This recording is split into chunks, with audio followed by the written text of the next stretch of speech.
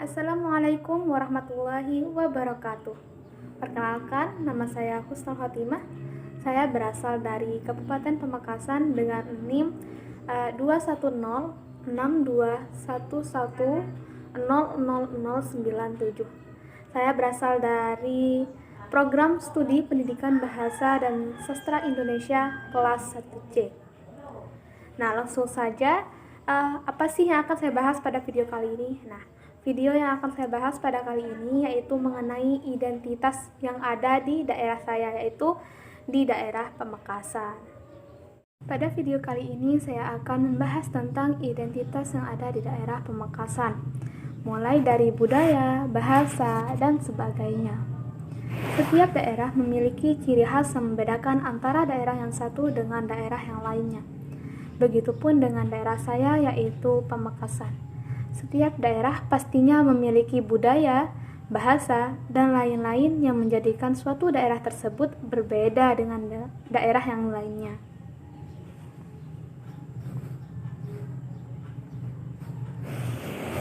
Di Madura terdapat banyak kebudayaan, termasuk di Pamekasan. Di Kabupaten Pamekasan ini ada beberapa kebudayaan tersebut diantaranya yaitu seperti kerapan sapi. Hayo, tentunya kalau Anda mendengar kata kerapan sapi, pasti Anda sudah tidak asing lagi tentunya. Kerapan sapi ini merupakan sebuah tradisi orang Madura. Kerapan sapi ini merupakan balapan yang terdiri dari 2 ekor sapi dan seorang joki.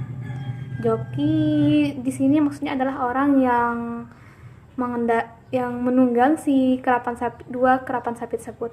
Kerapan sapi ini biasanya diselenggarakan di Stadion Hadiwijojo yang berada di daerah Lawangan Daya. Mayoritas penonton kerapan sapi ini adalah laki-laki. Biasanya kerapan sapi ini dimulai dari pagi hingga sore hari. Tradisi yang lain selain kerapan sapi yaitu ada Sapesono. Sapesono ini biasanya dilaksanakan setiap tahunnya di Keresidenan, tepat sebelah utara Monumen Arak Lancor Pamekasan. Berbeda dengan kerapan sapi, Sapesono ini adalah sapi yang dihias secantik mungkin dengan menggunakan beberapa atribut. Selanjutnya akan dilakukan penilaian kepada sapi-sapi tersebut seperti hanya perlombaan lah.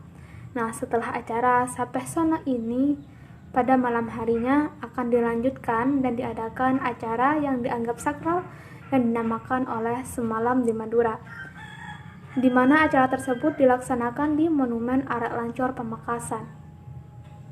Nah, acara Sapesono ini memperkenalkan kesenian-kesenian yang ada di Madura, khususnya Pamekasan. Misalnya saja seni tari dan seni musik.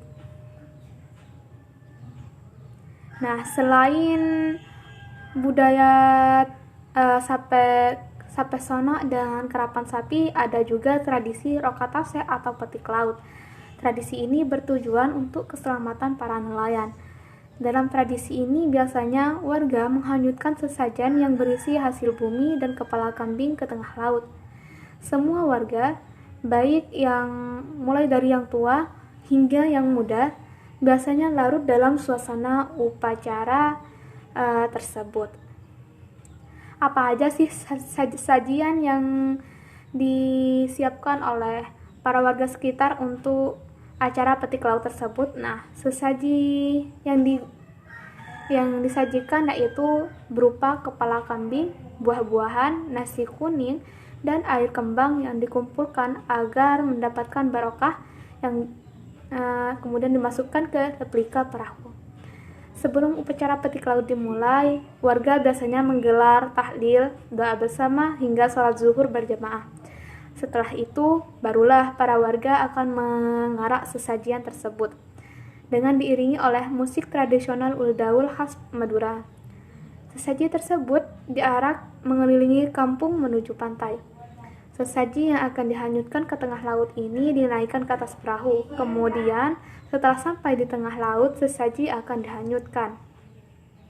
Pamekasan memiliki ciri khas batik yang juga memiliki keunikan tersendiri, di mana batik tulis Pamekasan ini merupakan batik dengan motif yang unik dan melegenda. Keunikan batik Pamekasan Madura terletak pada warnanya, yaitu warna yang mencolok seperti warna merah yang sudah menjadi warna khas yang ada oleh Madura. Nah, di Pamekasan terdapat beberapa sentra batik tulis. Pamekasan sendiri terdapat banyak sentra pembuatan batik yang terkenal dan hasil batiknya tentu tidak kalah jauh, yang pastinya keren-keren. Nah, pembahasan selanjutnya setelah kebudayaan tersebut ada juga bahasa. Nah, bahasa yang digunakan oleh warga Pamekasan adalah bahasa Madura. Asal kalian tahu bahwasanya dalam bahasa Madura ini ada beberapa tingkatan bahasa loh, yaitu mulai dari bahasa Enjaiyah, Engki Inten, dan Engki Punten. Jadi, bahasa Madura ada tingkatannya, mulai dari bahasa biasa, kemudian yang sopan, lalu yang lebih sopan, seperti itu. Nah, lantas apa sih yang membedakan di antara ketiganya ini? Lalu pada siapa kita harus menggunakan bahasa Enjaiyah? Nah, jadi bahasa Enjaiyah merupakan ucapan sehari-hari yang digunakan untuk berbicara dengan orang yang lebih muda dari kita ataupun dengan orang yang sepantaran atau seumuran kita. Seperti itu. Sedangkan bahasa Engki Enten merupakan bahasa yang halus dan digunakan antara orang tua dan anak. Adapun bahasa Engki Punten yang merupakan bahasa yang paling sopan, yang paling halus, biasanya digunakan untuk berbicara dengan orang tua, kemudian berbicara kepada orang yang tidak begitu akrab atau hanya sekedar kenal saja. Itulah yang membedakan antara tingkatan bahasa tersebut. Demikianlah pemaparan dari saya tentang identitas yang ada di daerah Pamekasan. Kurang dan lebihnya saya mohon maaf. Saya pamit undur diri. Wassalamualaikum warahmatullahi wabarakatuh.